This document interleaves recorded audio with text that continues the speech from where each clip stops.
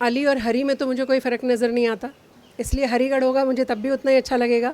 तो योगी जी का धन्यवाद, उन्होंने नाम चेंज किए। जो हिस्ट्री हमने कभी पढ़ी भी नहीं थी, जो हिस्ट्री हमारे को मतलब सोच भी नहीं सकते थे हम, वो सब चीज़ें हमारे सामने आई हैं। आज हम केसरिया रंग की भी सच्चाई, अच्छाई और जो उसकी असलियत है, जो हमारे भारत का गौरव है, वो समझ पा रहे हैं।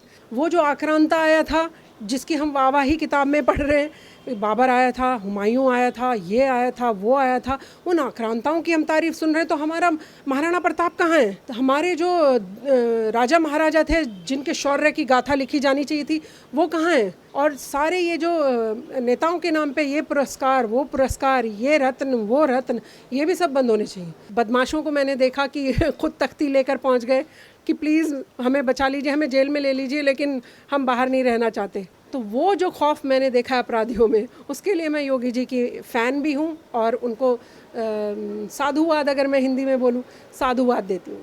मुझे लगता है घर सो जाना चाहिए। जब आपको 400 प्लस आने वाली हैं तो आपको प्रचार तो करने जाने की ज़रूरत नहीं है। क्या आप और हम वैसे व्यक्तियों को जो हमारी ज़मीन कब्जा लिया करते थे, क्या हम ऐसे अपराधियों को आने देंगे?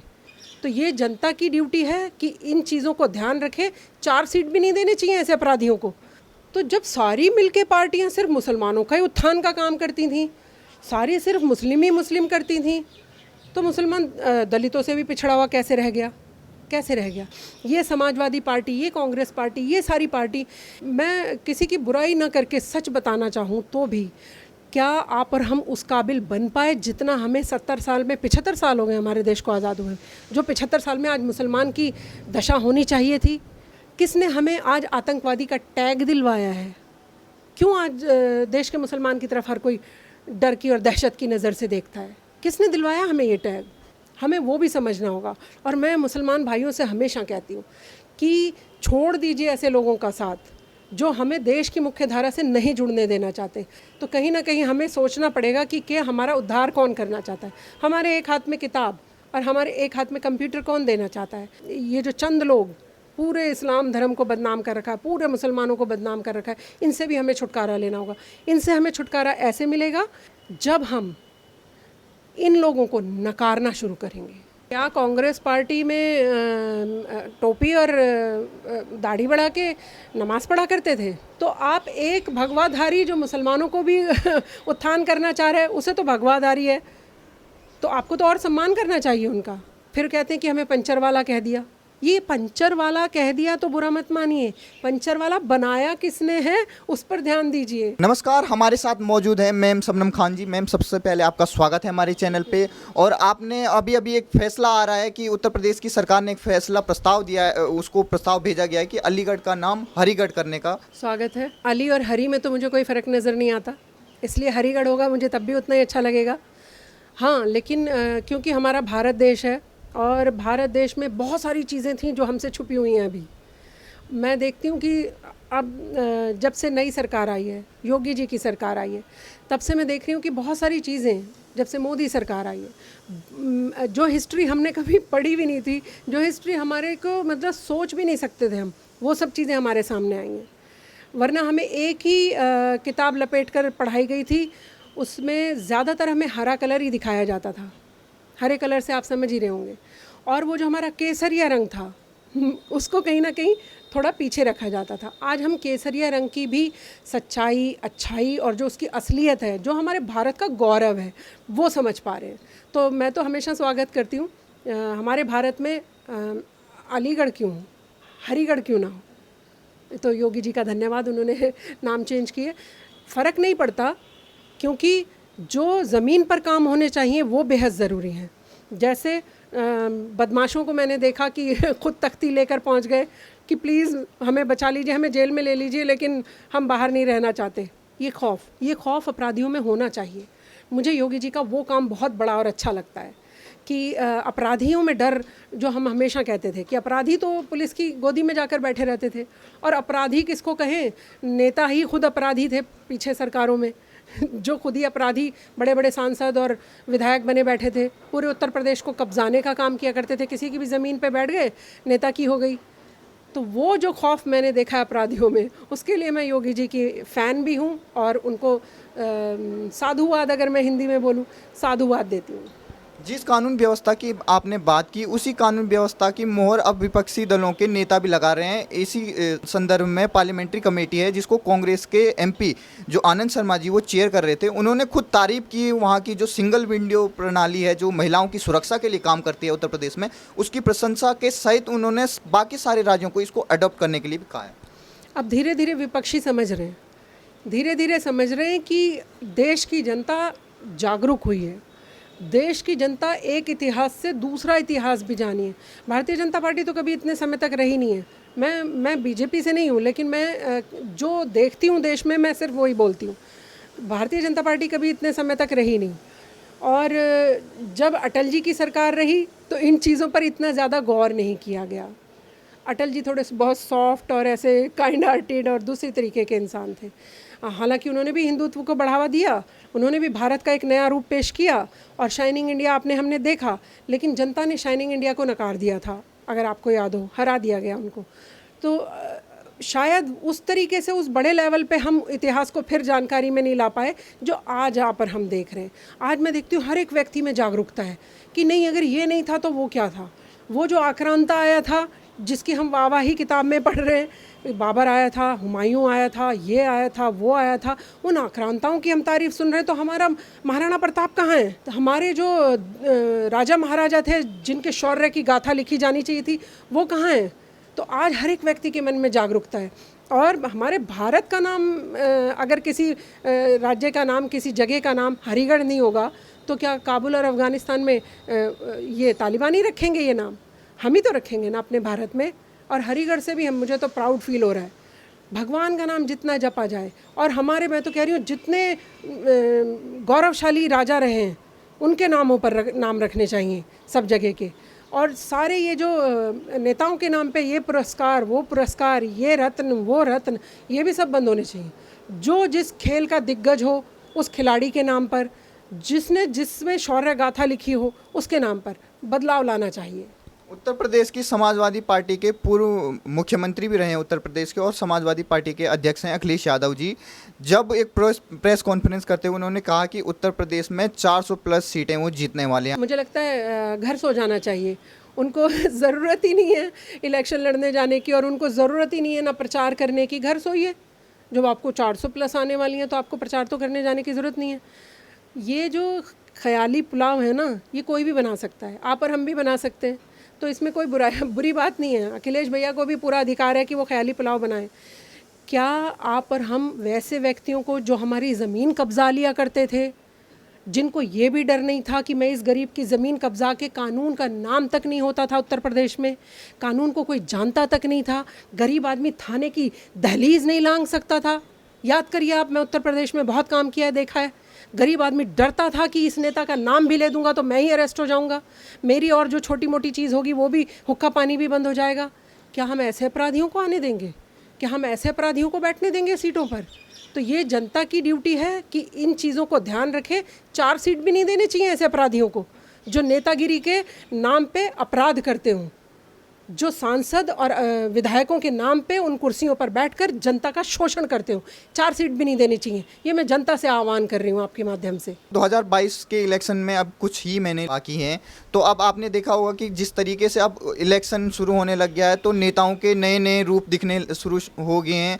जिस तरीके से पहले अपीजमेंट के नाम पर एक ही कौम को ध्यान रखा जाता था, लेकिन अब उल्टा हो रहा है कि जिस तरीके से हिंदू अपीजमेंट स्टार्ट हो गया, ब्राह्मण के लिए सम्मेलन शुरू हो गए। इस पर आप क्या कहें?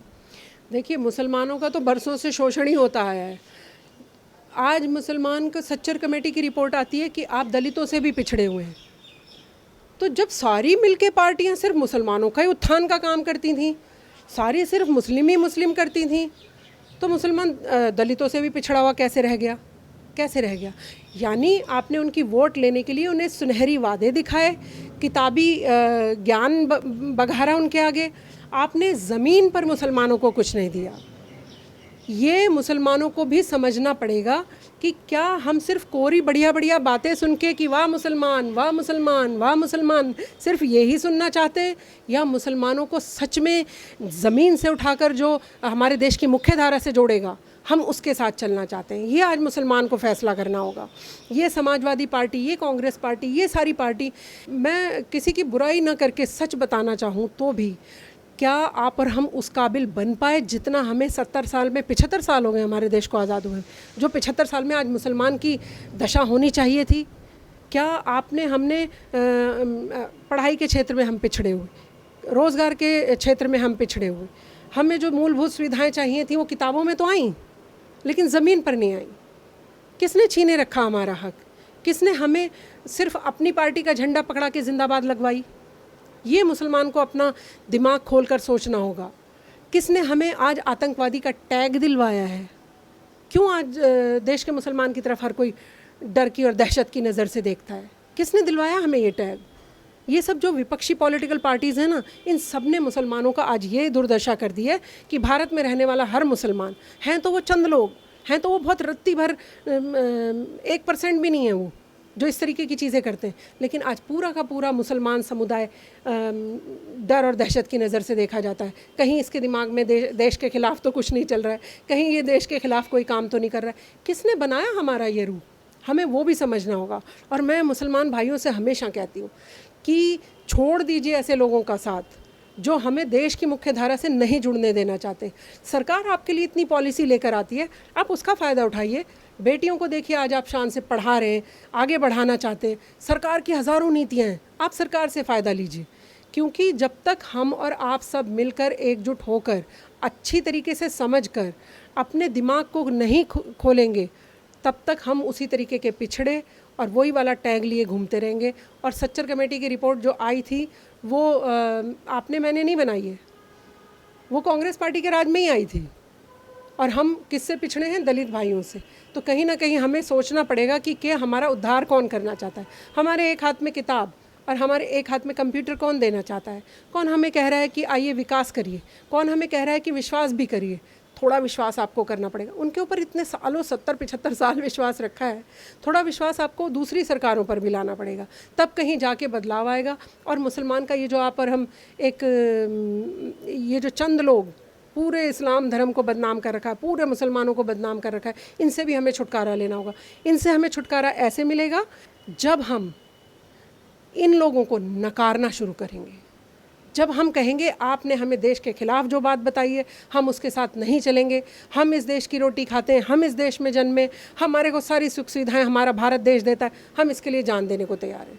ये सिर्फ किताबी ज्ञान नहीं, ज़बान से नहीं, आपको करके भी दिखाना होगा। उत्तर प्रदेश की जितनी भी हमारी टीम जो ग्राउंड रिपोर्ट कर रही है, वो कुछ ऐसे देख रही है कि जो आम नागरिक हैं वहाँ के, चाहे वो किसी भी रिलीजन से वो रखते हों, वास्ता रखते हों, सबको योजनाओं का फ़ायदा मिला है। चाहे वो आवास योजना का हो, चाहे अभी जो फ्री अन्न योजना है उसका भी फ़ायदा मिला है। लोग मतलब धीरे धीरे कर कह रहे हैं कि सरकार ने अच्छा काम किया, लेकिन आप उस कौम को एक मतलब आप उसकी एक आम नागरिक हैं, तो आप क्या कहना चाहेंगे कि 2022 का इलेक्शन आने वाला है और कुछ लोग कहते हैं कि वो योगी जी एक भगवाधारी हैं, तो मतलब मुस्लिम उनसे मतलब दूरी बनाए रखें। क्या कांग्रेस पार्टी में टोपी और दाढ़ी बढ़ा के नमाज़ पढ़ा करते थे नेता?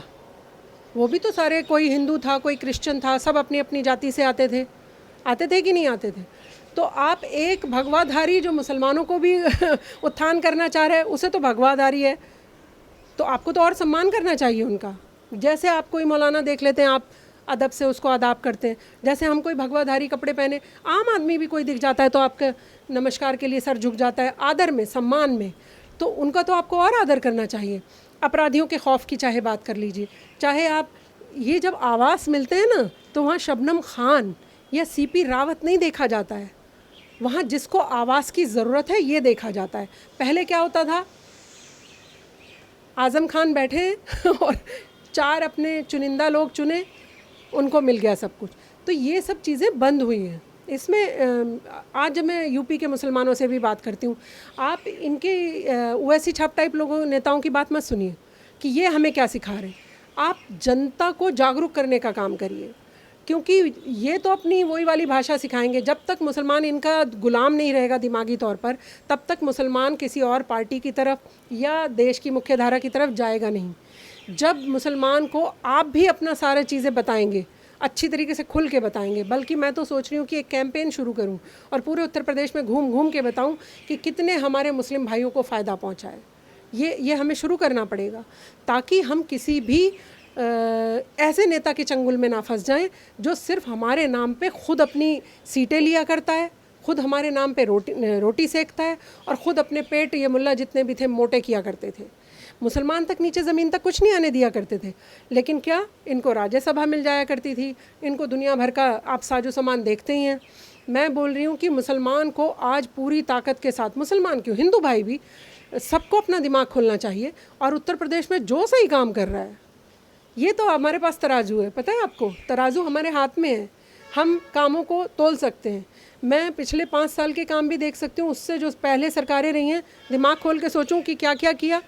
अरे रोड भी बनाइए, कोई दिक्कत नहीं है, आपने रोड बनाने का अच्छा काम किया, हमने आपको बुरा नहीं बताया, धन्यवाद किया आपका, लेकिन आपने हमारे दिमाग में क्या भर दिया, आपने हमारे दिमाग में, आप सारे लोग ना एक ही पार्टी को कहते हैं, आप जाति की बात करते हैं, बीजेपी को कहते हैं ज़्यादातर, पर मैं कहती हूँ कि दूसरी पार्टियाँ ज़्यादा जाति की बात करती हैं। अगर कोई सिर्फ मुस्लिम मुस्लिम कर रहा है तो जातिवाद किसने सिखाया?